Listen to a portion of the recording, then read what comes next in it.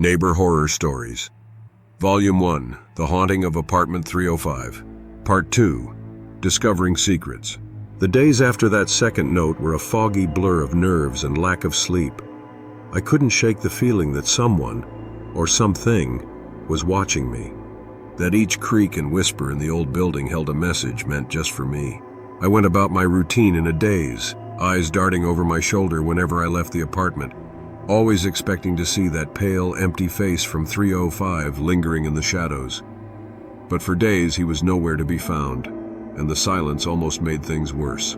One afternoon I decided to call my friend Josh over. Josh was my best friend since college, the kind of guy who didn't spook easily. He had that stubborn, grounded nature that made him perfect for a night of distraction and backup if anything went wrong. Josh thought my calls had gotten weirder, filled with strange pauses and paranoid-sounding mutterings about neighbors and notes. When I told him about the latest note, he chuckled, brushing it off as a prank, but agreed to come by. That evening, we grabbed pizza and drinks, hoping to kick back and get my mind off things. The old building, with its narrow hallways and flickering lights, didn't help my nerves. And as we sat in my living room, I couldn't shake the feeling that we were being watched. Josh took one look at my face and rolled his eyes, laughing. "Come on, man, it's just an old building.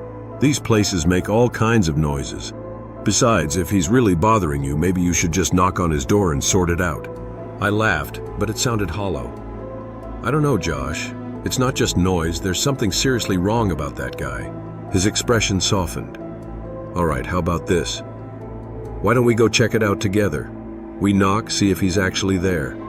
If he's just a regular guy, no harm done, and if he's not, well, I'm here with you." Josh's calmness was reassuring, and though I hesitated, I agreed.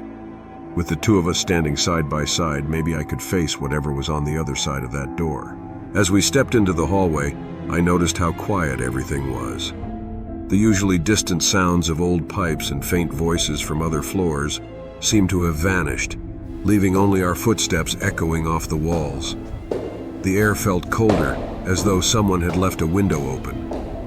When we stopped in front of 305, I felt my heart pounding, each beat amplifying the silence. Josh gave me a reassuring nod before he knocked. At first, there was no response, just the dull sound of our knocking. But then we heard faint footsteps approaching the door from inside, a slow, shuffling sound that sent a chill down my spine. We waited, but no one opened the door.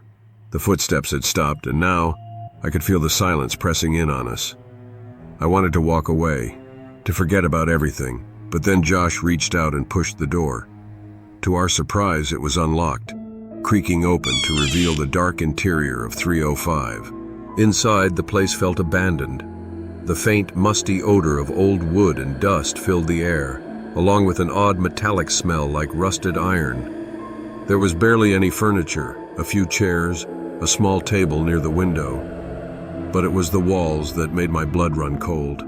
They were covered in scratches, deep gouges that seemed to crisscross at random. And in one corner, I spotted a small pile of photographs scattered on the floor. Josh crouched down and picked up one of the photos. "Hey, isn't this your apartment?" he asked, frowning as he held the faded picture up for me to see. My stomach dropped when I recognized it. The same balcony, the same worn bricks.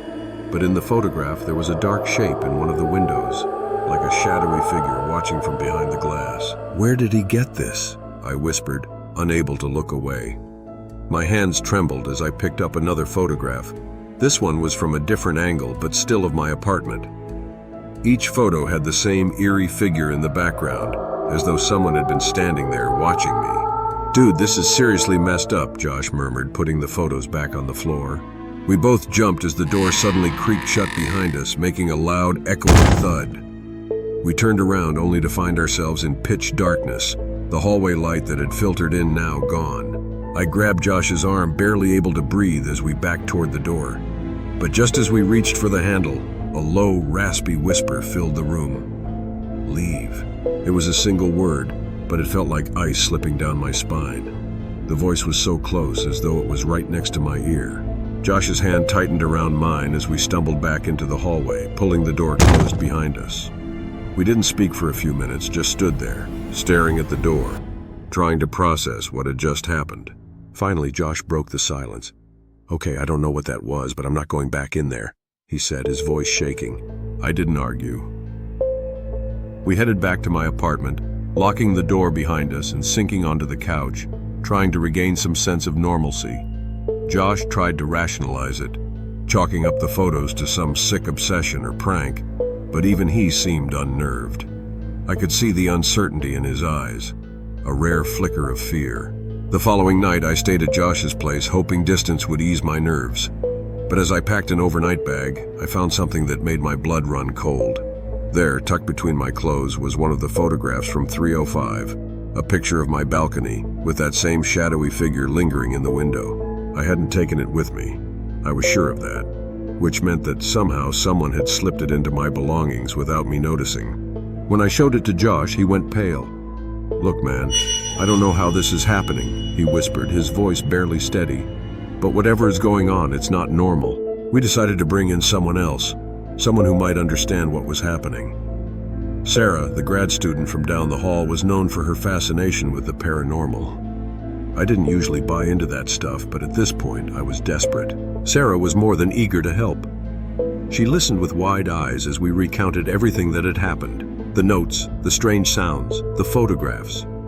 When I mentioned the man in 305, her face went pale. "You know, there was another guy who lived there before you moved in," she said, lowering her voice.